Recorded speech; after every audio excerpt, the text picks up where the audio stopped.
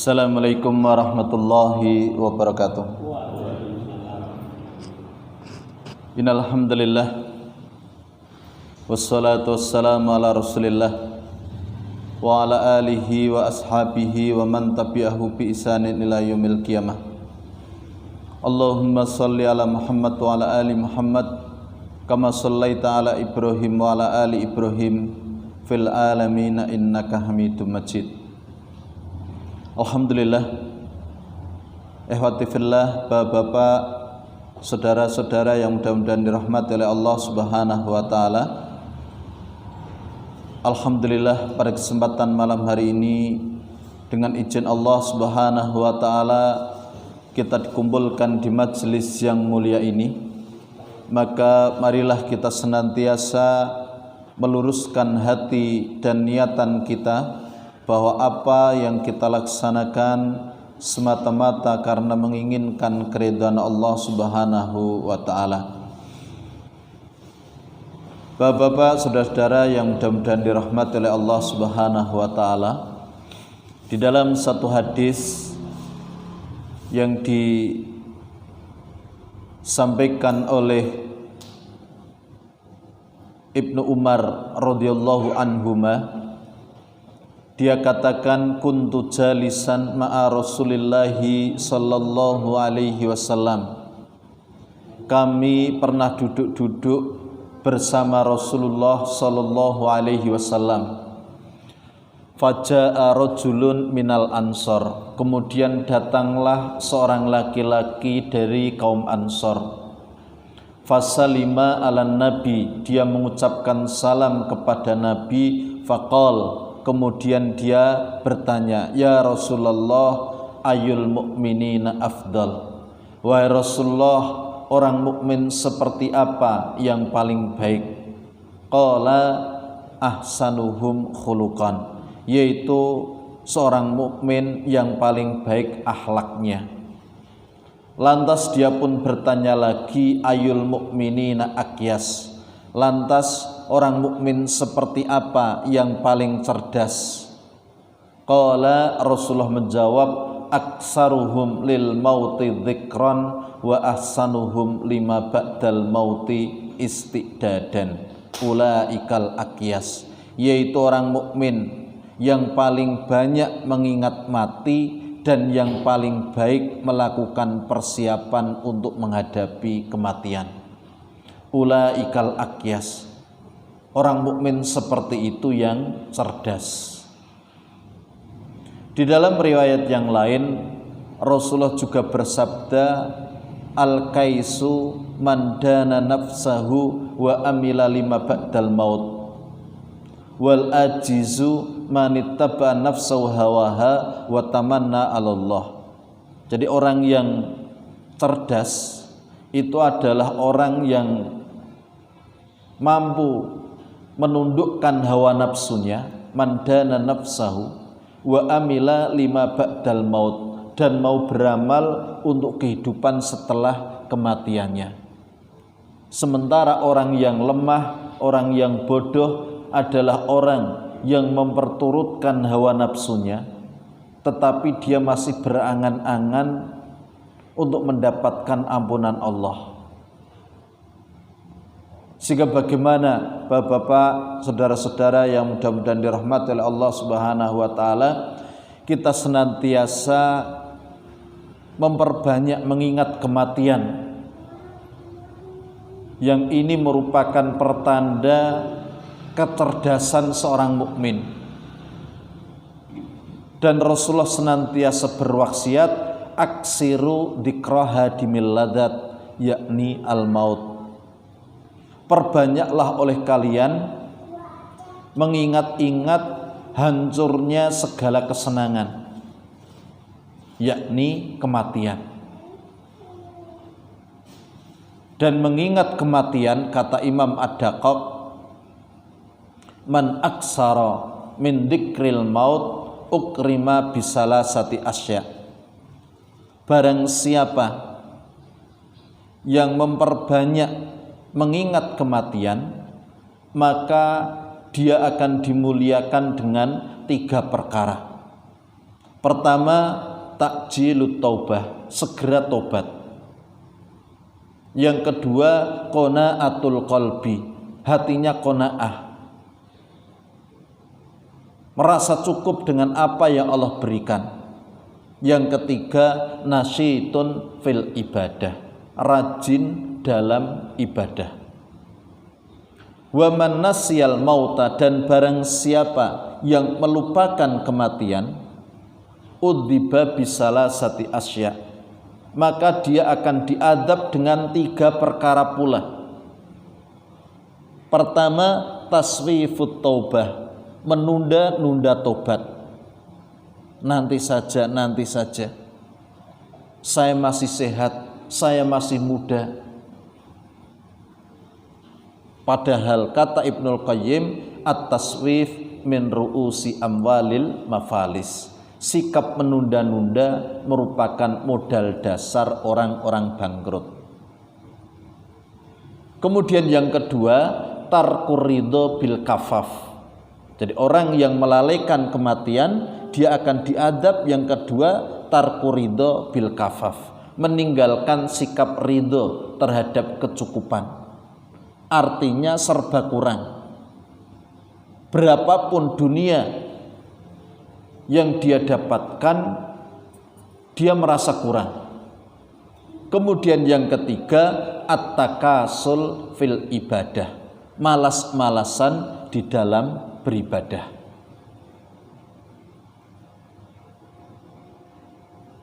Adapun mengingat kematian,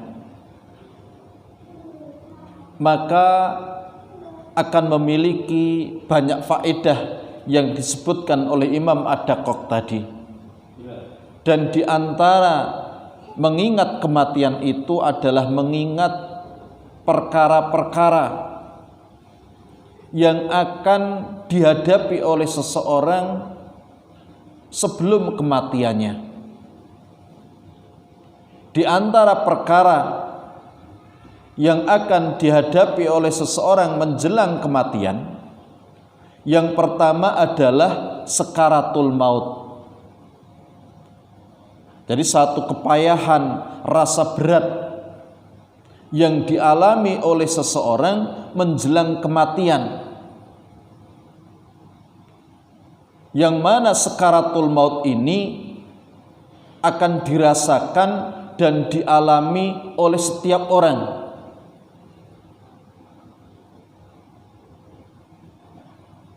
Sekaratul maut ini bukan pertanda apakah dia orang baik ataukah orang buruk.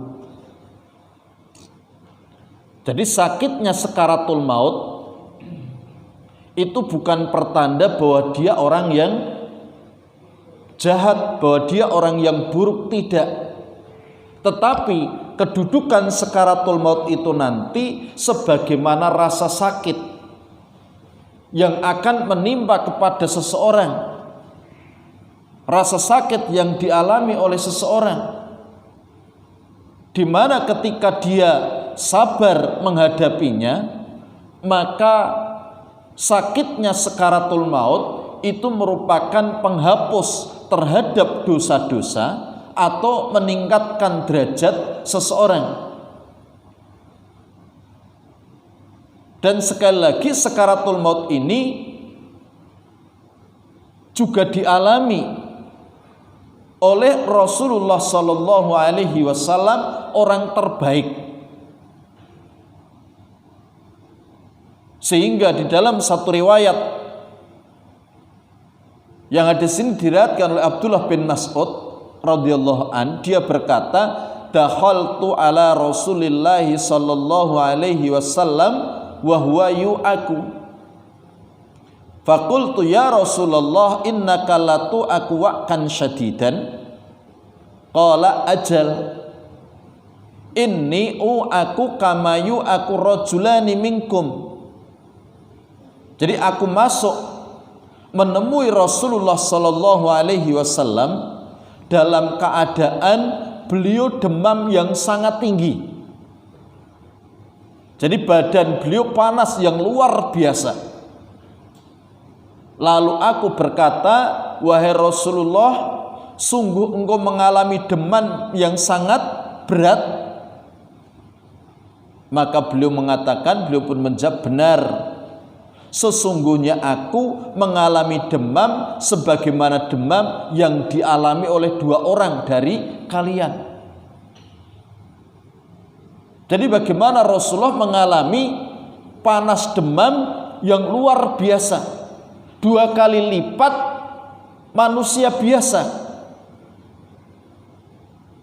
Sehingga dalam keadaan semacam itu nanti, dalam satu riwayat dari Aisyah radhiyallahu anha, di mana beliau berkata, inna Rasulullah sallallahu alaihi wasallam kana baina yadayhi raqwatun faja'ala yudkhilu yadayhi fil ma' fayamsahu bihima wajahahu wa yaqulu la ilaha illallah inna lil mauti sakarat summa nasaba yadahu faja'ala yaqul fir rafiqil a'la.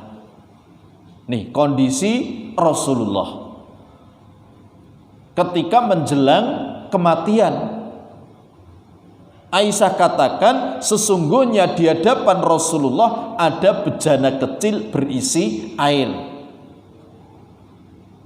Beliau memasukkan kedua tangannya ke dalam air, lalu mengusapkannya ke wajah beliau seraya bersabda, la ilaha illallah, tidak ada sesembahan yang hak kecuali Allah.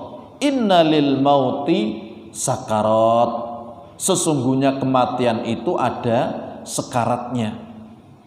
Kemudian beliau menunjuk ke atas seraya bersabda bersama ar-rafiqul a'la, maksudnya bersama dengan para nabi yang berada di surga yang paling tinggi. Ini keadaan Rasulullah Sallallahu Alaihi Wasallam. Jadi berbicara tentang sakaratul maut itu sekali lagi itu akan dialami oleh setiap orang. Dan sakitnya sakaratul maut itu bukan pertanda apa-apa, maksudnya bukan pertanda apakah dia orang baik atau orang buruk. Karena orang terbaik sekalipun Rasulullah sallallahu alaihi wasallam beliau mengalami rasa sakit yang luar biasa ketika sakaratul maut. Tetapi bagi orang beriman, sakitnya sakaratul maut itu merupakan kebaikan baginya, karena itu merupakan penghapus terhadap dosa-dosa dia, atau akan meningkatkan, menaikkan derajat dia di sisi Allah Subhanahu wa taala. Jadi sekali lagi Rasulullah juga mengalami keadaan semacam ini, padahal beliau orang terbaik. Bahkan di dalam satu riwayat dari Anas bin Malik radhiyallahu an, ketika Rasulullah sallallahu alaihi wasallam dijenguk oleh putrinya Fatimah, ya. Bagaimana Anas berkata, lamma saqulan Nabi sallallahu alaihi wasallam ja'ala yataghasyahu faqalat Fatimah alaihi salam wa karba abah faqala laha laisa ala abika karbun ba'dal yaum. Falamma mata qalat ya abata ajaba rabban da'ah ya abata man jannatul firdausi ma'wah ya abata ila Jibril nan'ah. Jadi ketika sakit Nabi sallallahu alaihi wasallam semakin berat, ya, semakin berat, menyebabkan beliau tidak sadarkan diri. Jadi beliau pingsan. Saking beratnya sakit ketika menjelang kematiannya, sampai beliau pingsan, kemudian sadar. Lalu Fatimah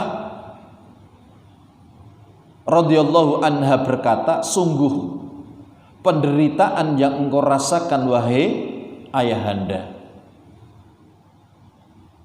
Maka beliau Rasulullah sallallahu alaihi wasallam pun bersabda, wahai Fatimah, tidak ada kesulitan yang menimpa ayahmu setelah ini. Jadi ketika putrinya melihat bapaknya dalam kondisi payah ya, bagaimana dia mengatakan kepada bapaknya, sungguh sebuah penderitaan yang engkau rasakan wahai ayahanda. Ini manusia terbaik, masih merasakan sakitnya sakaratul maut. Tetapi bagaimana Rasulullah menghibur kepada putrinya Fatimah dengan mengatakan, wahai Fatimah, tidak ada kesulitan yang akan menimpa ayahmu setelah ini. Dan ketika beliau wafatnya, maka Fatimah berkata, wahai ayahanda, ya, orang telah memenuhi panggilan Rabb yang telah memanggilnya.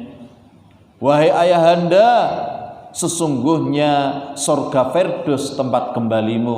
Wahai ayahanda, kepada Jibril kami kabarkan tentang wafatmu. Ini sakaratul maut. Jadi bagaimana sakaratul maut? Ini merupakan satu keadaan di mana seseorang dia mengalami kepayahan, dia merasakan satu perasaan berat ya, ketika menjelang kematian. Dan sakitnya sakaratul maut sekali lagi bukan pertanda apa-apa, artinya bukan pertanda baik atau buruknya seseorang. Ini berbeda dengan ihtidor. Ihtidor ini proses ketika roh itu dicabut dari jasad, itu yang namanya ihtidor.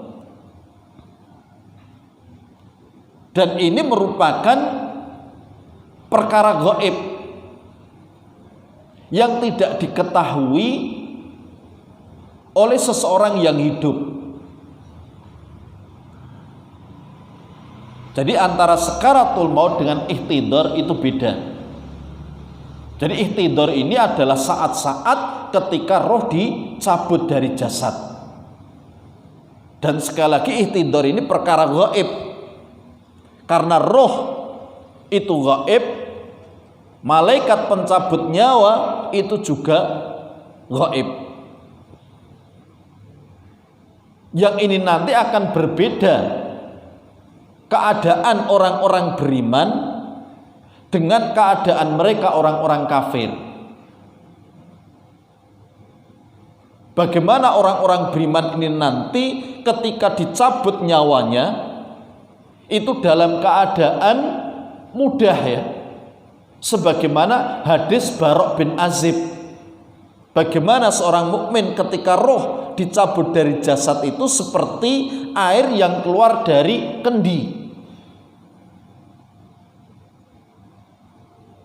Sementara mereka orang-orang kafir ketika roh dicabut dari jasad itu dalam keadaan susah, dalam keadaan sulit, seperti safot. Safot itu sunduk besi yang ada ruji-rujinya gitu ya.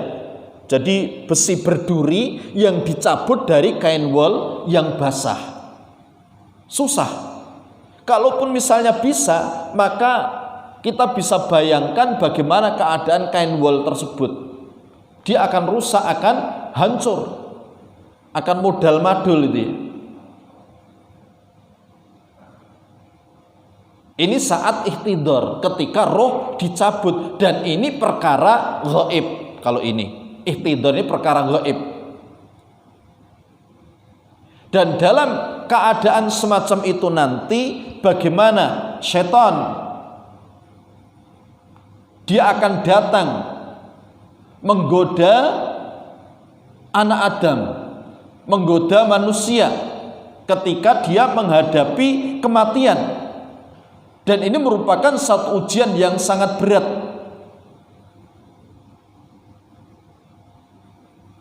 Dan ini merupakan kesempatan terakhir bagi setan ya untuk menggodanya, sehingga dengan segala daya upaya semaksimal mungkin dia lakukan untuk menjerumuskan manusia. Karena ini saat-saat yang menentukan. Kalau kita tahu bahwa setan itu senantiasa menggoda manusia dalam segala keadaan, maka nanti dalam kondisi saat-saat terakhir ini usahanya luar biasa. Di dalam satu hadis Rasulullah SAW bersabda, yang hadis ini diriwayatkan dari Jabir, inna syaitana yahduru ahadakum inda kulli syai'in min sya'nihi. Jadi sesungguhnya setan akan mendatangi salah satu dari kalian dalam setiap keadaannya, dalam setiap kondisinya. Hatta yahdurahu inda ta'amihi, bahkan dia pun akan mendatanginya saat dia manusia itu sedang makan. Ketika sedang makan, maka faida saqatat min ahadikumul luqmah fal yumit maka nabiha min adha.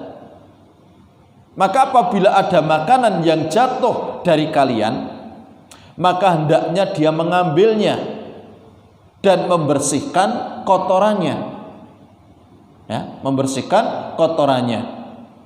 Summa liyakulha, kemudian hendaknya dia memakannya. Wala yada'ha lisyaiton, jangan dia biarkan itu untuk setan gitu ya. Jadi jangan biarkan makanan itu untuk setan. Fa idza faragha falyal'aq asabi'ahu fa innahu la yadri fi ayyi ta'amihi takunul barakah. Ya. Kemudian apabila dia telah selesai, hendaknya dia menjilati jari jemarinya, karena dia tidak tahu di bagian yang mana dari makanan itu yang ada keberkahan. Mungkin yang tersisa di jari jemarinya itu. Jadi sampai sedemikian rupanya syaitan menggoda anak Adam sampai dalam makan. Apalagi ya dalam keadaan saat-saat yang sangat menentukan ini, yaitu di akhir dari kehidupannya. Setan akan berupaya dengan segala daya, dengan segala kemampuannya untuk menjerumuskan anak keturunan Adam. Jadi menjelang kematian, sehingga Syekhul Islam Ibnu Taimiyah rahimahullah, beliau pernah mengatakan, walakin waqtal mauti ahrasu ma yakunu syaitan ala iqwa ibani Adam li'annahu waqtul hajah wa qad qala Nabi sallallahu alaihi wasallam fil hadisi sahih al a'mal bi khawatimiha. Jadi kata Syekhul Islam Ibnu Taimiyah rahimahullah, beliau katakan, akan tetapi waktu akan mati dari seseorang ya, itu merupakan kondisi yang setan paling bersemangat untuk menyesatkan anak keturunan Adam. Itu waktu yang paling bersemangat, karena itu adalah waktu yang sangat penting. Karena Nabi bersabda, al-a'malu bi khawatimiha, sesungguhnya amal itu tergantung pada akhirnya. Nah di sini maka kita senantiasa meminta berlindung kepada Allah dari godaan setan dalam kondisi semacam ini.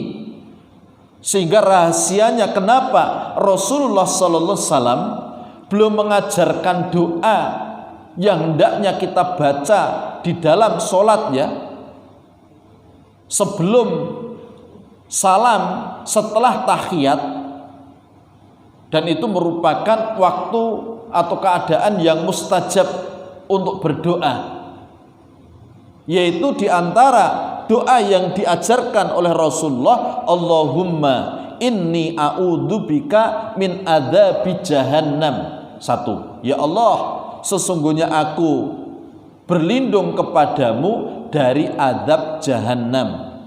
Satu. Dua, wa min adzabil qabri, dari azab kubur. Tiga, wa min fitnatil mahya wal mamat, dan dari fitnah kehidupan dan kematian. Dan yang dimaksud dengan fitnah kehidupan dan kematian itu adalah saat-saat menjelang kematian. Ya. Sehingga kita minta perlindungan kepada Allah. Wa min fitnatil mahya wal mamat.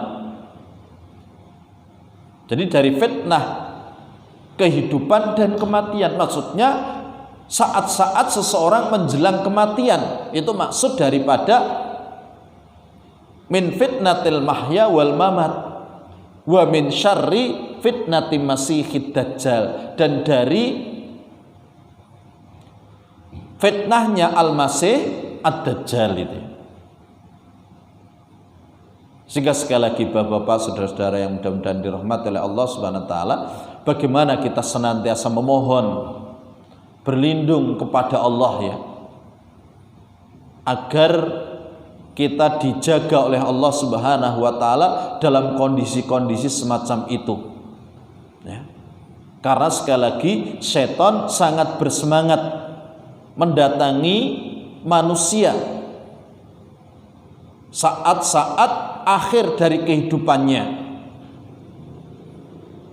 sehingga Rasulullah juga mengajarkan satu doa, yaitu yang beliau baca, wa a'udzubika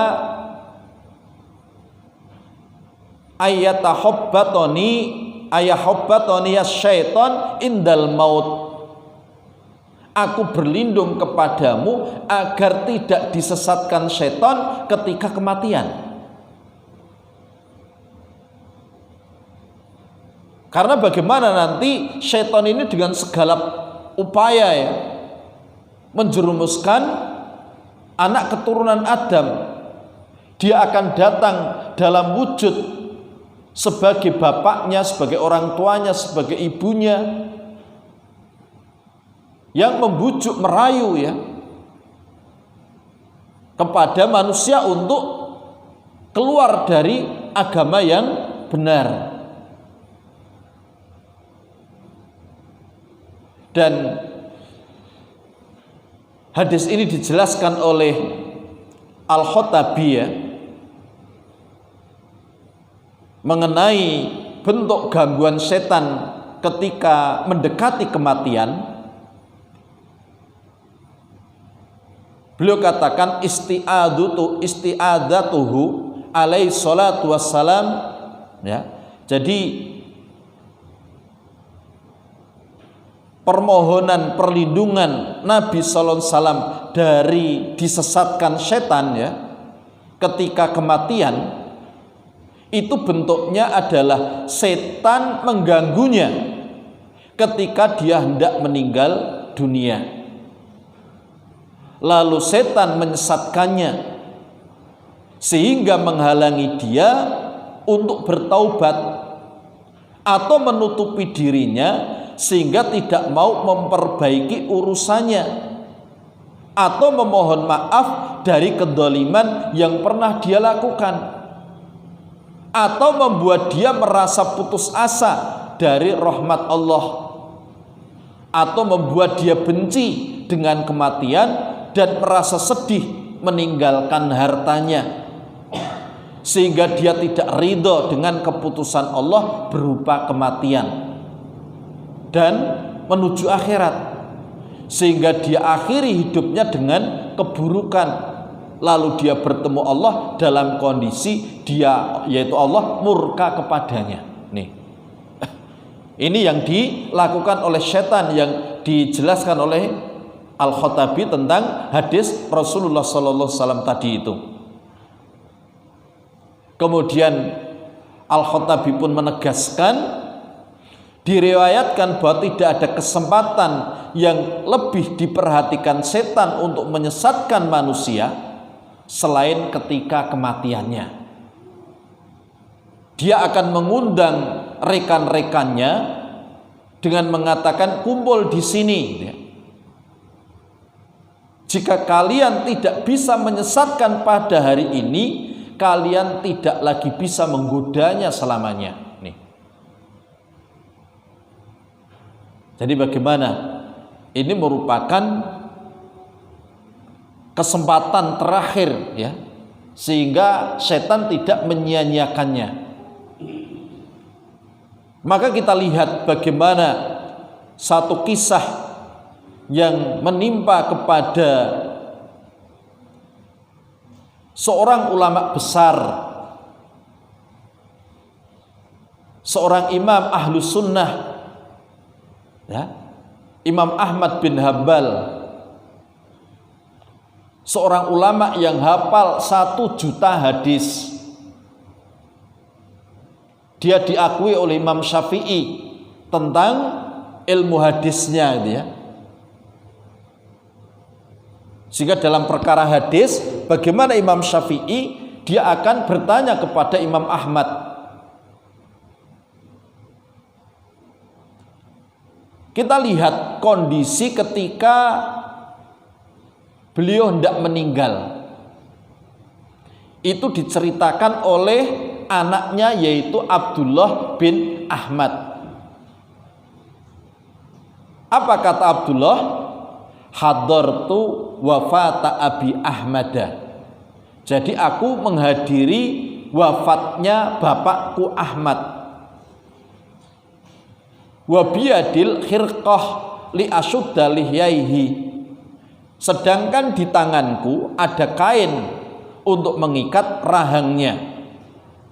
Ya, untuk mengikat rahangnya. Fakana yukriku summa yufiq wa yaqulu biyadihi la ba'du la ba'du. Insyaallah, ya. Jadi terkadang dia, maksudnya Imam Ahmad ini, pingsan.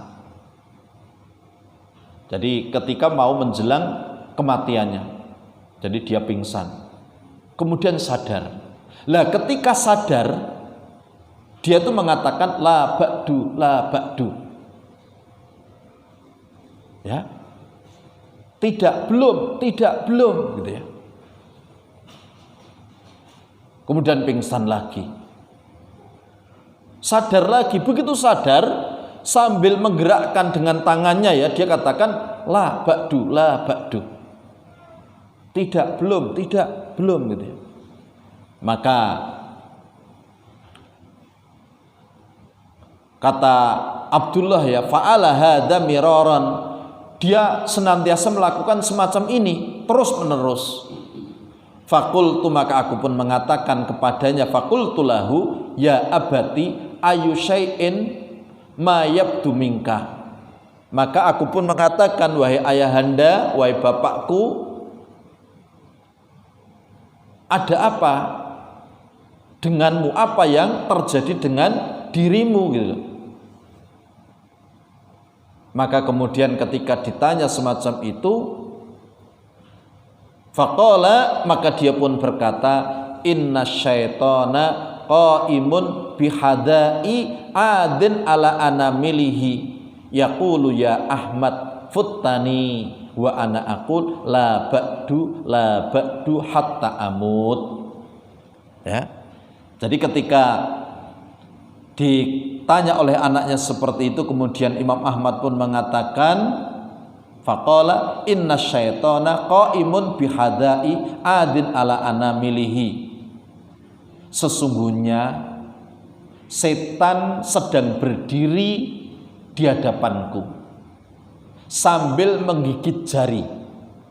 sambil menggigit jari, seakan-akan dia dalam keadaan putus asa. Dan dia berkata, wahai Ahmad, engkau telah lolos dariku. Engkau telah lolos dariku. Aku kalah melawan kamu gitu loh. Kamu telah menang. Kamu telah bisa mengalahkanku. Aku kalah melawan kamu. Jadi dia mengibarkan bendera putih pertanda kalah, menyerah gitu loh. Di hadapan Imam Ahmad ketika mau meninggal. Tapi apa kata Imam Ahmad? La ba'du, la ba'du. Belum, aku belum menang melawan kamu hatta amut, sampai aku mati. Insyaallah. Jadi nih, bagaimana kita harus waspada. Imam Ahmad ya dalam kondisi seorang ulama yang seperti itu ya, yang setan datang dalam keadaan bertekuk lutut, menyerah, mengaku kalah. Tapi Imam Ahmad dia tidak mudah digoda ya, dijerumuskan oleh setan. Kalau orang yang tidak waspada, ya saya menang ya. Dan ini yang diinginkan oleh setan. Munculnya ujub, bangga diri ya, bahwa dirinya sudah menang. Tapi bagaimana Imam Ahmad katakan, belum, saya belum menang melawan kamu sampai aku mati. Nih, Masya Allah ya. Maka sekali lagi, bagaimana setan, dia akan berupaya dengan segala daya. Maka bagaimana kita senantiasa waspada dan minta perlindungan kepada Allah Subhanahu wa ta'ala ya. Kita senantiasa berdoa memohon kepada Allah agar senantiasa dijaga, apalagi dalam keadaan saat-saat kondisi terakhir. Kita harus ingat al-a'mal bi khawatimiha. Amal itu tergantung pada akhirnya. Kita khawatir, kita takut akhir yang buruk ya. Padahal itu sangat menentukan. Sehingga dengan senantiasa waspada, kemudian senantiasa memohon, berdoa kepada Allah ya, mudah-mudahan kita dijaga oleh Allah Subhanahu wa ta'ala dalam kondisi-kondisi yang sangat membahayakan ya.